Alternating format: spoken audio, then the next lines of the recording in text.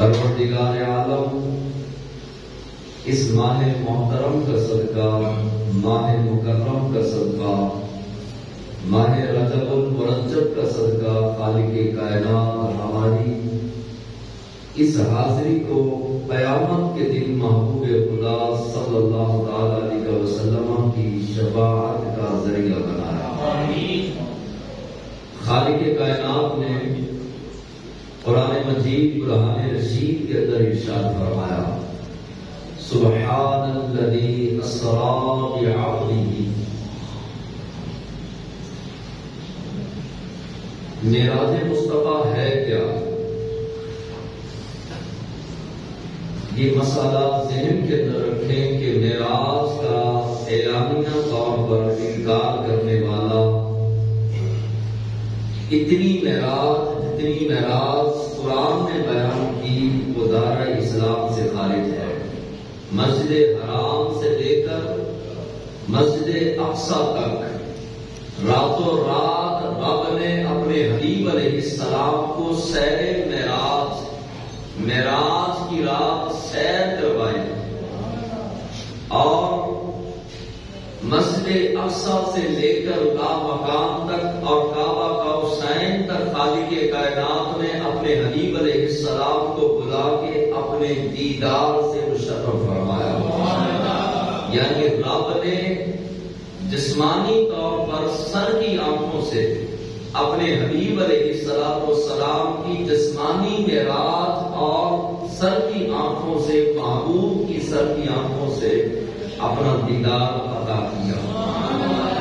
یہ اہل ایمان کا، اہل سنت و جماعت کا یہ عقیدہ ہے کہ حضور علیہ السلام کو معراج روحانی نہیں ہوا، نہ خواب کے اندر معراج ہوئی نہ روحانی معراج، بلکہ حضور علیہ السلام کو معراج رب ذوالجلال نے ظاہری طور پر عطا فرمایا۔ یعنی اللہ نے اپنا دیدار کروایا اپنے پیارے محبوب علیہ السلام کو سر کی آنکھوں سے۔ یہ عقیدہ خود بھی ذہن میں رکھیں اور اپنے بچوں کو بھی بتائیں، تاکہ عقیدہ لوٹنے والے کم علم لوگ کہیں ہماری آنے والی نسلوں کا عقیدہ لوٹ کر ایمان تباہ و برباد نہ کر دے۔ امام اعظم سے لے کر امام احمد رضا خان تک سارے مفسرین، محدثین اور امام بخاری، امام ترمذی، امام نسائی، امام مسلم، جتنے بھی بڑے بڑے ائمہ و محدثین گزرے ہیں، سب کا یہ عقیدہ و ایمان ہے کہ حضور علیہ السلام کی معراج روحانی نہیں ہے بلکہ جسمانی ہے، اور خالق کائنات نے اپنے حبیب علیہ السلام کو ظاہری جسم کے ساتھ اپنا دیدار کروایا۔ اب جو ہے وہ آئیں بائیں چھائیں کرنے والے، چونکہ چنانچہ کرنے والے، وہ یہ سمجھتے ہیں کہ شاید معجزہ ہماری عقل میں آ جائے گا۔ یہ بات ذہن کے اندر ہر مسلمان کو بٹھا لینی چاہیے کہ نہ کرامت ذہن میں آتی ہے نہ معجزہ ذہن میں آتا ہے۔ اگر کرامت عقل میں آ جائے اور معجزہ عقل میں آ جائے تو علماء فرماتے ہیں نہ کرامت ایسی کرامت ہے، نہ معجزہ ہے جو عقل کے دائرے میں آ جائے۔ دائرے عقل میں نہ کرامت آتی ہے نہ معجزہ آتا ہے، اور جو احاطہ کر لے عقل کا، اور عقل جس چیز کا احاطہ کر لے، ادراک کر لے، اس چیز کو گھیر لے، نہ وہ کرامت ہوتی ہے نہ وہ معجزہ ہوتا ہے۔ معجزہ ہوتا ہی وہ ہے کہ جو دائرہ عقل میں نہ آئے، جو انسان کے ادراک میں نہ آئے، اسے معجزہ کہا جاتا ہے۔ اور نبی کریم علیہ السلام کے بڑے معجزات میں ایک معجزہ معراج بھی ہے، اور یہ معراج ایک ایسا موضوع ہے اور ایسا واقعہ ہے، ایسا سفر ہے، ایسی سیر ہے کہ جس کو رب بیان کرنے سے پہلے فرماتا ہے سبحان اللہ۔ اب یہاں پہ اپنا اپنا ذوق ہوتا ہے۔ بعض علماء نے لکھا،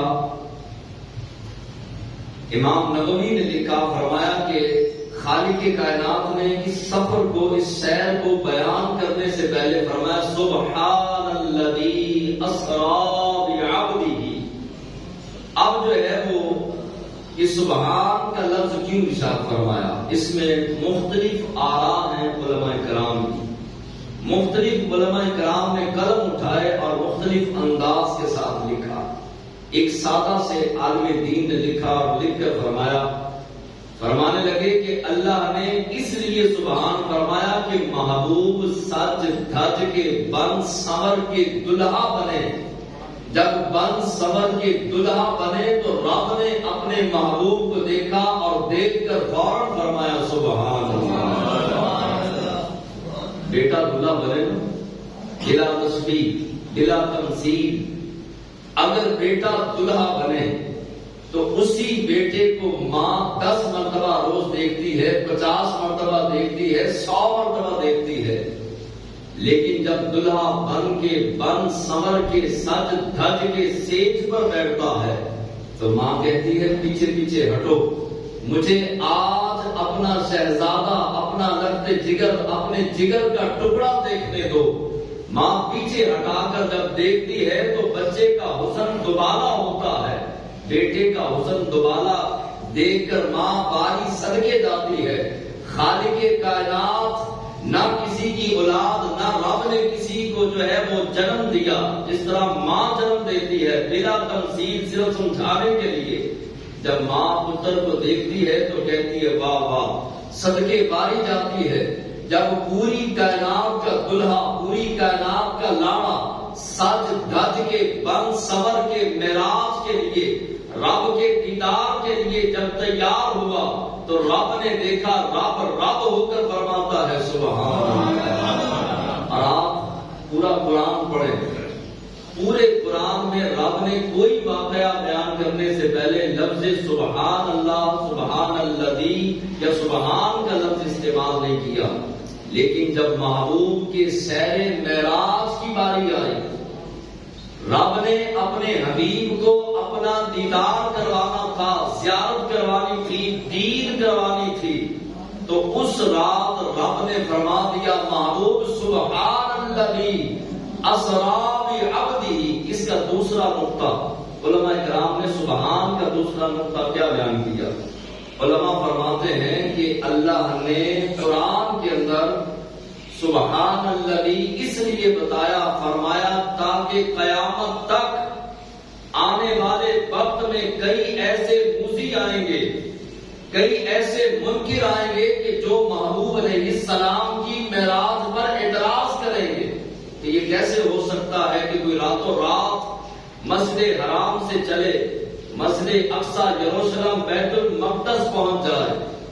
بیت المقدس پہنچنے کے بعد وہ پہلے آسمان پر، پھر دوسرے، پھر تیسرے، چوتھے، پانچویں، چھٹے، ساتویں، اور اس کے بعد سدرہ، بیت المعمور سے ہوتا ہوا سدرہ پر پہنچے، اور سدرہ سے ہوتا ہوا عرش الہی پر پہنچے، اور عرش الہی سے لامکان تک پہنچے.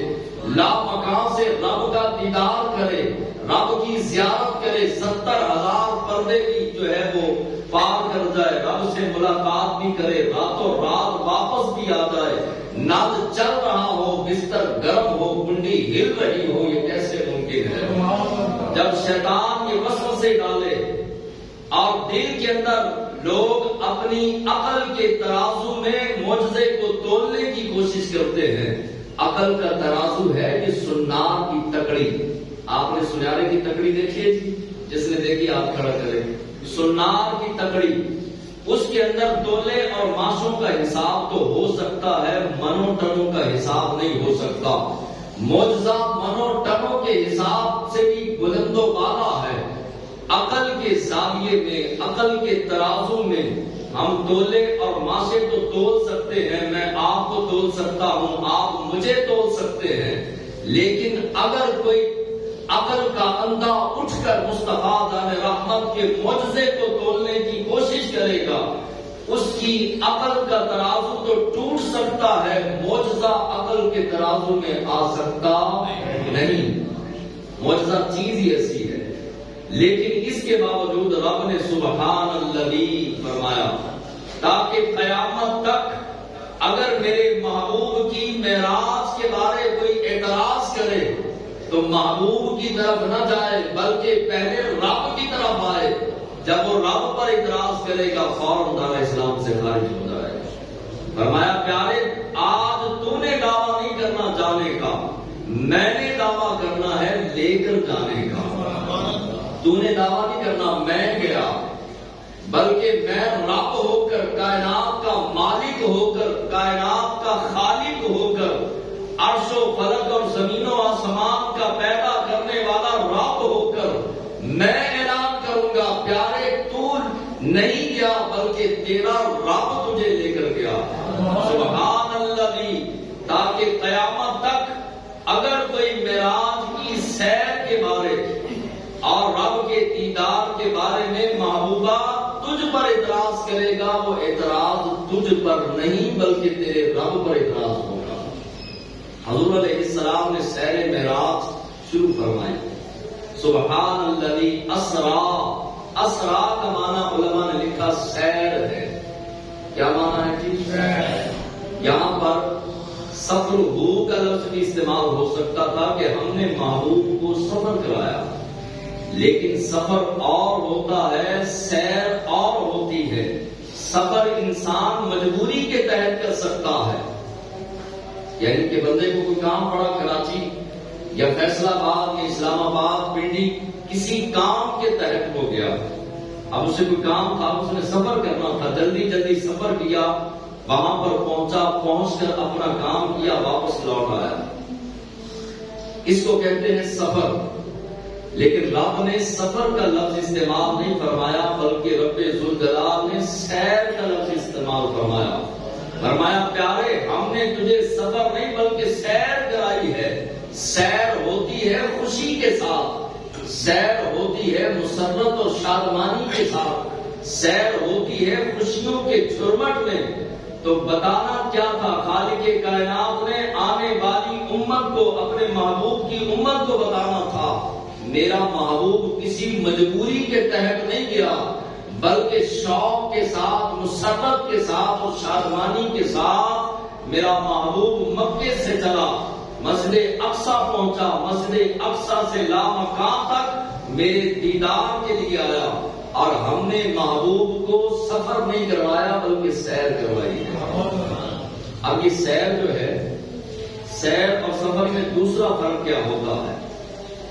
حضور علیہ السلام کی سیر کتنی تیز ہے. آپ نے یہ واقعہ میں نہیں بیان کروں گا، آپ نے پہلے بھی علماء سے سنا کہ علماء